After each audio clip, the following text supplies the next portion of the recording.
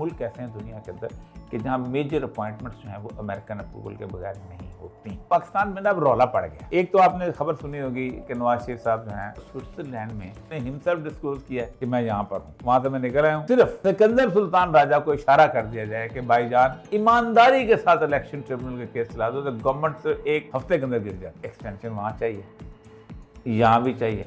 1 दिसंबर को जो बेंच के सरबराह हैं, अच्छा, अमीनुद्दीन साहब, वो हो रहे रिटायर। अब इसके लिए क्या चाहिए?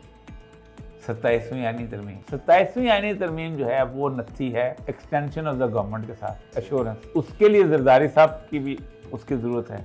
27वीं आईनी तरमीम लथी है सुप्रीम कोर्ट के साथ कि वो उसको कुछ नहीं कर सकते। इंटरनेशनल प्रेशर भी है। क्या पाकिस्तान में कौन सी रजीम इंटरनेशनल वो चाहते हैं?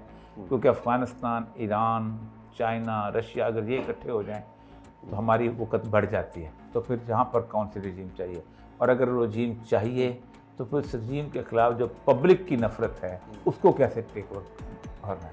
ये चिली तो नहीं है ना ये 1980 है। कि पाकिस्तान में कौन सी रजीम है वो इस वक्त इंटरनेशनल अरीना के अंदर काबिल कबूल हो सकती है आने वाले सिनेरियो में।